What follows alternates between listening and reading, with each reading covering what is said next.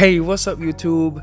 My name is Professor X, and welcome to The Link. Here on my channel, I like to focus on all of the important areas of our lives: our friendships, our relationship with God, and our God-given purpose, and to present Christ as the missing link to bring everything together. All right, we're back again for part 4 on our series on toxic masculinity. And today, once again, we have a heavy topic to talk about, and I'm excited to get into our discussion. And once again, we have a guest coming on with us. If you guys follow me on Instagram, you might know him. He is Dr. Graham Corbin, and he has been married for some years now. So we're going to draw on his experience as we look at this topic, because what we're talking about today is leadership within marriage, seeing how the mindset of the man can become toxic in that area and what we need to do about it. And so without further ado, I'm going to transition to our Zoom call. I hope you guys enjoy what we talk about, and let's get right into it. All right, guys, so joining me today on this talk is, as I mentioned, Dr. Graham Corbin. Thank you so much for joining me today, Doctor. Well, it's my pleasure, really. As Ivy said, my name is Dr. Graham Corbin, and I am a teacher by profession. I've always liked to teach and do research. I'm a organic chemist by training, and I have a PhD in organic chemistry. I'm going to be married for 12 years come January 9th. And to be honest, marriage is a fantastic thing. It's had its challenges, and and as being a leader in this kind of household, it has been a learning experience, a truly educational experience, and I'm happy to share what I've learned over those upcoming 12 years. Right. So I appreciate that, Dr. Graham. So guys, we are talking about leadership in marriage today. And as you can tell, our guest has quite a bit of experience with that. So we're going to pick his brain a little bit and see what's happening. But guys, as we start the discussion, we want to start all the way from the beginning, that toxic mindset, where when it comes to leadership in marriage, where it can become toxic. So Dr. Graham, based on my observation, based on the things I've seen, based on the things I've observed, it seems as though it can become toxic when a man thinks he has to dominate his wife, where he feels as though he has to be the top and head honcho, to the point where the wife sometimes may be neglected, might be abused, might be overlooked a little bit about that. Well, definitely the domineering mindset is where the toxicity first starts. But even if you look back from Adam, from the very first family, from the very first union, you will actually see that the toxicity started with blame. It started with the man not taking responsibility. And so therefore, the domineering part usually comes to be honest, as a kind of an insecurity, because he may or may not want to take full responsibility for something that is going on inside of the union. So that's really what it is. But if you look at the origins of the original toxic mentality, it started with blame. You know the story of Adam and the story of the fruit. And it is at that point where Adam asked the God, it is the woman that you gave me, rather than just taking responsibility and saying, you know what, I was given responsibility over this entire situation, and really and truly this situation is because I made a decision. So yeah, that's really what it is. Right. So it looks as though when we look at this toxic mentality of wanting to dominate, it starts from interestingly enough, insecurity. That might come off as strange, because when we pay attention to what the man is doing, it seems as though he is full of himself. It seems as though he feels as though he's in charge. But when we really look inside, it appears as though there is actually a deep hurt that's going on. So then the question is, where does that hurt come from? Right? Why does the man feel as though he has to dominate? How could that have started? Could it have started in the home? Could it have started with friends? where does that come into play? Well, definitely, deep hurt starts in numerous places, but I'll put it like this. The deep hurt for us firstly came, once again, I'll use the Adam as an example, came from the disappointing of God. That's where his first deep hurt came from.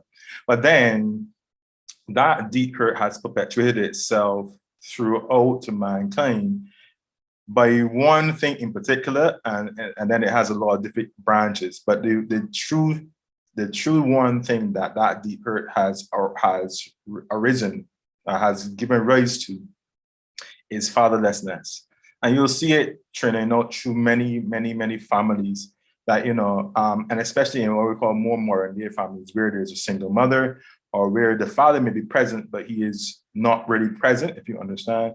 And this fatherlessness and the ability of the presence of a father taking responsibility in the context has led to this deep-seated insecurity, this deep-seated pain in malehood, in many men. And because of the insecurity, then the man now has to compensate some this insecurity, this deep inner insecurity, by figuring the true essence of maleness is to become dominant rather than cooperating or even nurturing, right, in various circumstances. So it is firstly, so the first disappointment and the first deep hurt came from the man's disappointment of God. And then following that, the subsequent trail of that disappointment sees the man now dealing with that inner deep insecurity in various ways, either it being domineering, and in some cases also the flip side, also in him being very passive. So there are two sides to this coin, but there's a compensation for both. So there's either being domineering as a compensation for that deep hurt, or is it being passive as a compensation for that deep hurt? And as you recognize, as we go through the connection to Jesus, there's always a balance in Jesus, right? Which is always fantastic. So we always get back to what we call the original place, the original balance point.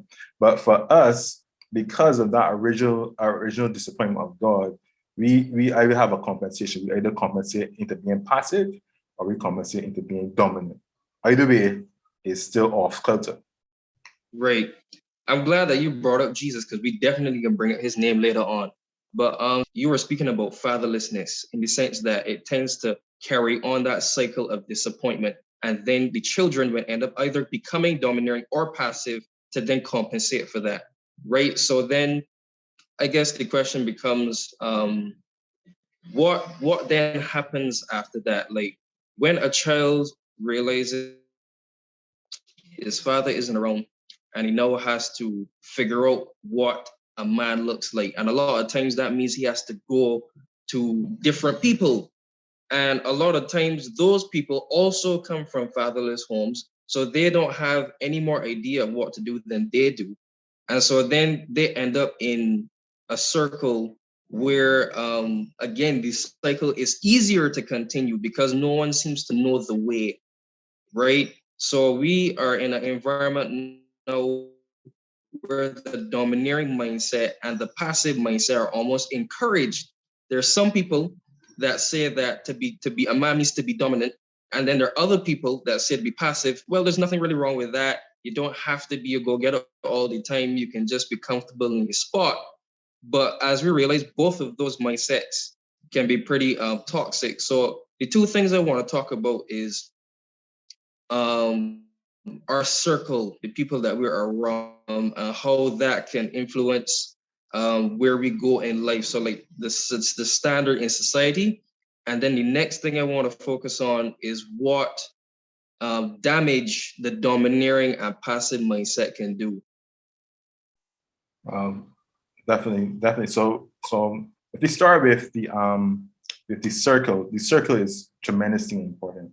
It's because your circle is essentially what is going to influence you into either being truly more domineering, either into being positive or passive, or into being in that middle region, that balanced region. And to be honest, if you if we consider how we as men socialize, we socialize around sports, which is essentially competition based. We socialize around business, which is essentially also kind of competition based, right? And even when we socialize around how we socialize around the opposite sex, and in some regard, that's also competition based. We want to know, and the fellas that get the prettiest girls or how much girls you get, you know what I'm saying? So if you think about it, our general fallen characteristics is based on competition. And therefore, if it's based on competition, there's a winner and there is a loser. And therefore, you can choose, or you're intrinsically going to choose which side you're going to be on. Either you are going to be somebody to say, I am never going to lose, and therefore you're going to be as domineering and dominant as possibly can, or you're going to say, you know what, as a self-defense mechanism, you're going to say, you know what, it doesn't matter if I win or lose, and therefore what you do is that you end up being passive. So if that is your if the what we just described is your general circle of friends being competition based, then you're going to be either or. On the other hand, if you end up with a friend base that is encouraging, trying to see that you are the best that you can be, also understand that your intrinsic worthiness isn't necessarily based on always what you achieve, but it's based on who you are as a person. Then what can happen is that you can achieve that balance in that grouping, because everybody's encouraging. Everybody's encouraging, and yet everybody is holding each other accountable. Meaning that as you fall short of your potential, somebody lifts you up to your potential. As maybe as you start to feel yourself a little bit too much, somebody will tell you, big man, yo, you need to take it down a notch. You're getting a little too arrogant. But it really, if you were in that circle, if you're in that group of friends, then you're in a good place, because that friend group is going to keep you in that place of balance. I like that. I like that. I actually realize that this plays a big part in my own life, the people that I'm around, because there are times when you feel like you don't want to do what the Lord has said, you don't want to follow the Bible, you just want to do your own thing. But then your friends are around you to remind you of how important it is to follow the word. And so it becomes easier to stay on the path, right? Going back to the circle, right? So it seems as though when we're dealing with these two mindsets, one of the first things we have to do is to examine the people that we have around us. But something else we need to do is to remember that when we do find the right circle, it is possible to share deep things with that circle. So I would have done a YouTube video talking about 4 signs of finding a true friend.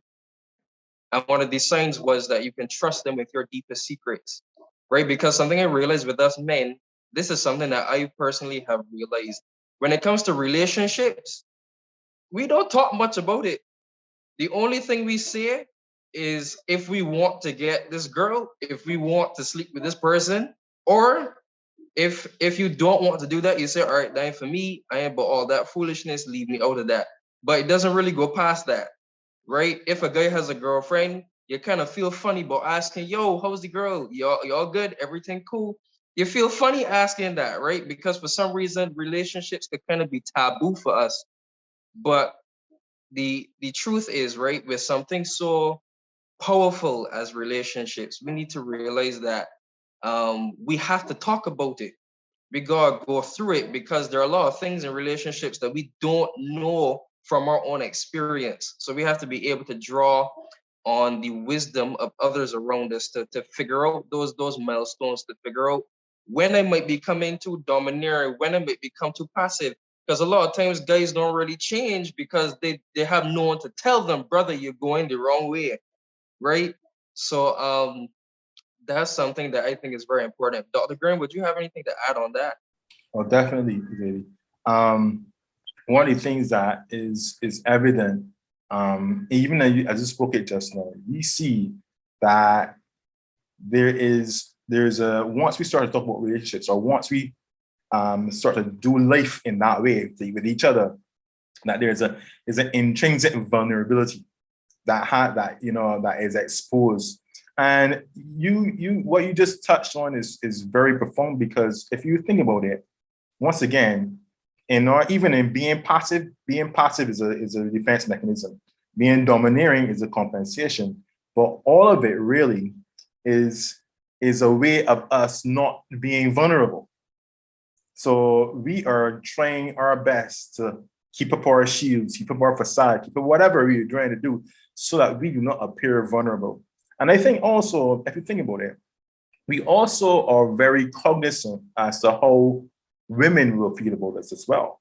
So part of that is we are compensating in either direction so that we can save face, even in the face of the ladies that we are, we have relationships with, we are trying to have relationships with, that we hope we have relationships with.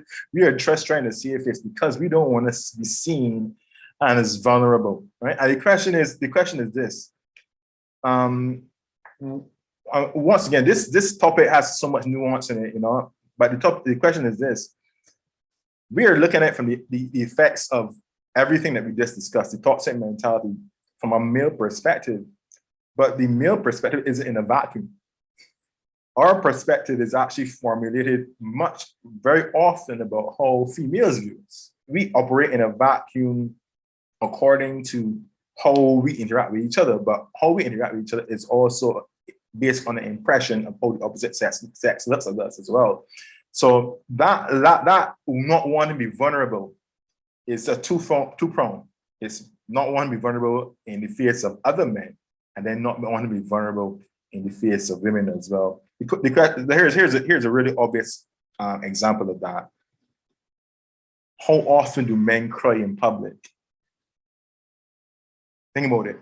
How often men cry in public? And if a man cries in public, was the impression that he's probably, if it happens in public, his thinking is, how are these other men viewing me?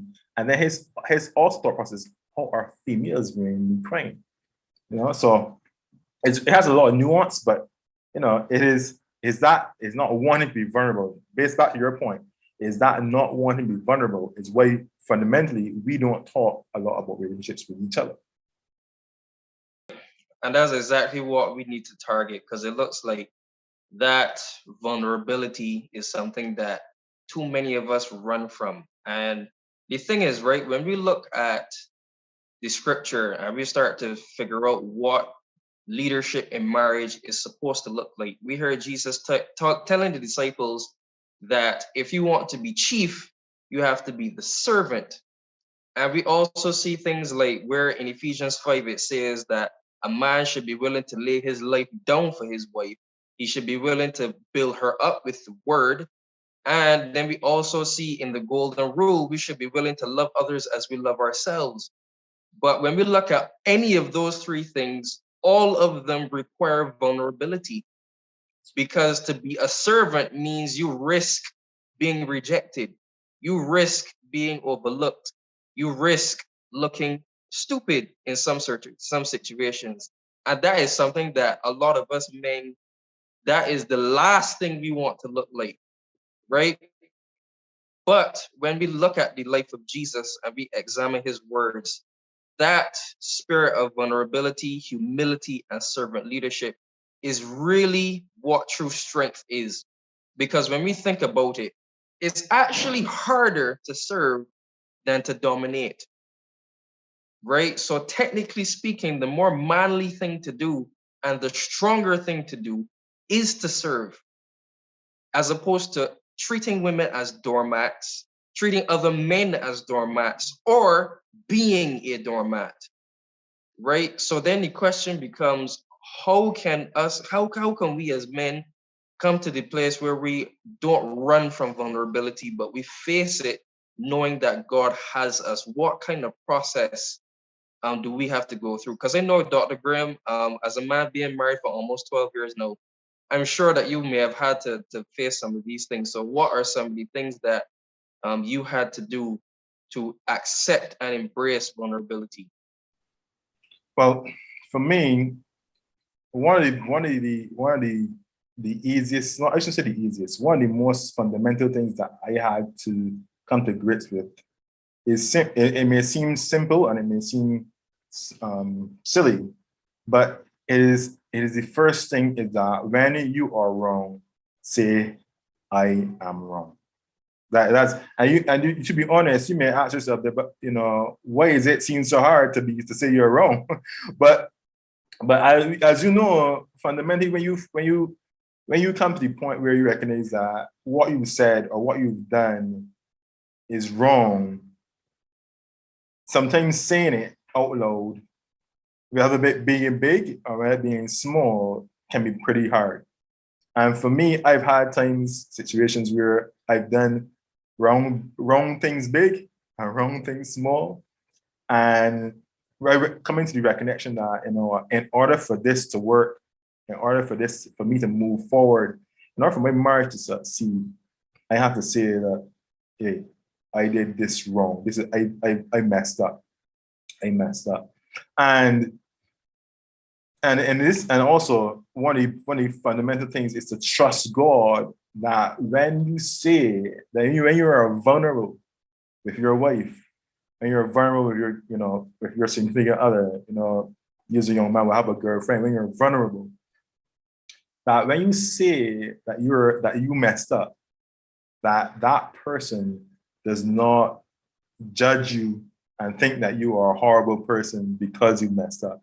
In other words, they see your mistake or they see your fault, your faltering as just a part of the journey, and it's part of the process, part of the letter that's being written, but it's not the definition of who you are.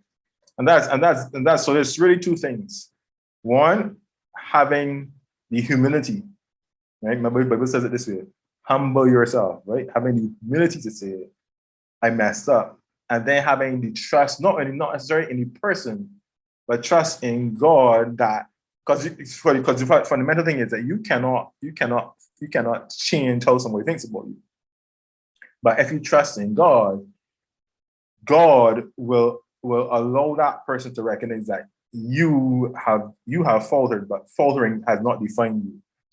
So after you've made your confession, after you've made your declaration that you did something wrong, then the inclination is not to just abandon you. The inclination is not to judge you, but rather to lift you up to the next position, or to lift you from the place where you are into a higher place. So two things: confession and trust. Right, right. I appreciate that for sure. Because something that we have to begin breaking down as a mindset is that as a man, we have to always look tough or always be right. That is something that we have to fight against, because when we look at all of the great men of the Bible, we look at Abraham, we look at Noah, we look at Moses, we look at some of the other guys, we see that these people, as great as they fell pretty hard, right? Abraham, he tried to get his promised child too early, and he got Ishmael, and then Ishmael's life took a turn for the worse when God had to completely turn around his plan. We look at Noah got drunk. We look at Moses almost rejected God's call altogether, right? And then there's just example after example where even though we respect these men still fell. But what we also have to understand is that God responds to humility and repentance. And so we don't always have to be bogged down with the burden of always having to look tough or look perfect, because what God is concerned about isn't necessarily perfect actions, but a perfect heart, right? Because perfect actions with a bad heart will eventually lead to evil results. But a perfect heart with improving actions will eventually lead to perfect actions, right? Because when we look at stories of, let's say, Hezekiah, we look at stories of David, both of those men showed humility before God, and God responded immediately to them, right? So what we as men got to understand is that humility in the eyes of God goes a very long way. And if we start with God being humble towards him, then God will also work on the hearts of men and so that they will also recognize it, because people pick up on your vibe, people pick up on what you're giving off. They can tell if you're genuine, they can tell if you're remorseful, they can tell if you're sorry. So when you start having humility towards God, He will change your heart, and so men will feel the humility coming off of you, so that their response, and females' response in particular, will also change, right? So anything you'd like to add on that, Dr. Graham? Definitely, definitely. If you think about in James chapter 5, it says, confess your sins to one another so that healing may begin. That's what it says, right? Now, if you think about it, so the healing that you seek, right? The insecurity that is in you, that can be healed. But it can't be healed if you don't confess it. If you keep it hidden, if you keep it there and you don't allow yourself to be vulnerable enough to confess it so that the healing can start, then you're gonna stay unhealed. You're gonna stay sick, right? So there is a cause and effect relationship. You be vulnerable, you humble yourself and confess, and you are healed. It doesn't happen the other way around. You're not healed before you confess. You confess and you heal. So if you look in yourself and you see a fault, if you look in yourself and you see a fissure, a cracks in your armor, cracks in your character, for that matter, the first thing that you want to do is that you want to confess. So you obviously you can confess to God, right? I mean, confess to God is first and paramount, of course, because your initial relationship is Him. But if your effects have effects on other people, then it is imperative that you also confess your fault to them. Not if your fault to them is already known, right? Your fault for them is already known, but they need to know that you have recognized that you have a fault, and then you're speaking to them about this particular fault allows you know to make recompense. I let you put it this. This is something that I find really, really interesting. Remember when Zacchaeus was a tax collector, yes? Remember, we all know the story of Zacchaeus in sycamore tree, and he went home on top of the sycamore tree, and Jesus saw him. But one of the fantastic things about this particular story is that after Zacchaeus met Jesus, Zacchaeus, who had overcharged many people on because he was a tax collector, who had overcharged so many different people, he then made recompense to them, giving them back much more than he had initially stolen from them. So here's the thing: as soon as you confess, you actually start to make recompense emotionally to those same people that you would have taken from, because your fault would have hurt people. Remember, hurt people hurt other people. So as you become healed, right, and as you confess that you're of your fault and that your fault has caused hurt, your confession allows you to heal, and then your healing then it spreads to them, because the hurt that you placed on them, no, God no takes under His umbrella and starts to heal as well. So you'll find that, like, let me put this in, you'll find that an absent father in a household, right, his children will grow up with hurt. Then their children will grow up with hurt. Then their children will grow up with hurt. When the father comes in back now, confesses, admits his fault, and his healing begins. If the children humble themselves and they are healed, then this healing can progress through the generations. Right? It is not so. Therefore, it starts. That it essentially breaks the cycle that we were just discussing. But it starts with his one person's vulnerability. So that one man coming into the family and doing this and receiving healing perpetuates healing now through 4 and 5 generations. Yeah, I think so. If you think about it, that's so tremendous. The question is, how do we get a man to that point? How do men come to that point? And to be honest, men only come to that point when they meet Jesus. Exactly. That in the end, guys, that is the solution to everything.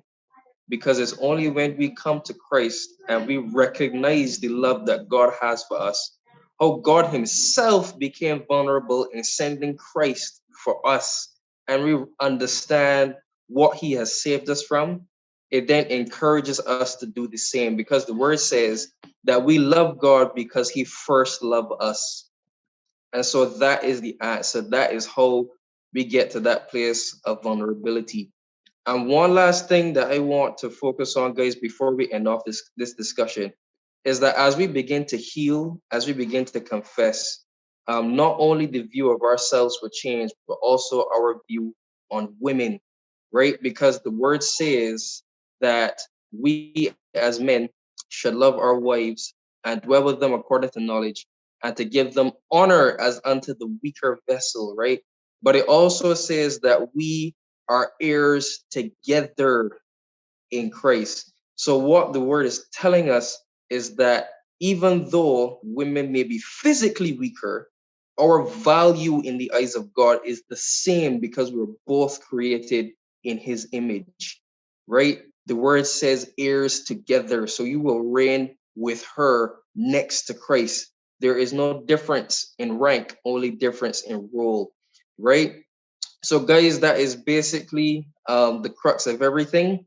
We must come to that place where we can be vulnerable, and we can only come to that position when we recognize the love that God has for us.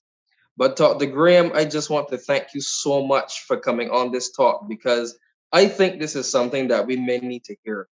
This is not something that we talk about a lot, and it's something that we can almost suffer from in silence, and we can also go along thinking everything is all right when behind the scenes is slowly falling apart. And so I am hoping that what we've talked about will start to stir the hearts and minds of those who are watching, and let them know if a problem is there, there is hope, right? And if they've started that healing process, this is to validate you that you're on your way to true healing. But once again, Dr. Graham, thank you so much for coming on. Thanks so much for having me. I always like to help where I can, and also, as I said, as I thought these things through, more healing comes to me as well. So talking, as you see, talking is healing, sharing is healing. It's all part of His plan. Thanks again. Right. Well, Dr. Graham, I'm hoping to have you on the channel again soon. But until next time, guys, I hope that you have a great day. I'm going to transition to the outro, but this officially ends our Zoom chat. Alright, guys, that basically is it from me today. I thank you so much for joining me on our fourth part of this series on toxic masculinity. And I'd like to thank Dr. Graham once again for aiding our discussion and really bringing in some good points. If you guys want to get in touch with him, or if you want to follow him on any of the social platforms, I will link some of his information below so that you can go and check him out. But that is it from us today, and I pray that until next time, that you stay blessed and that you stay in His presence.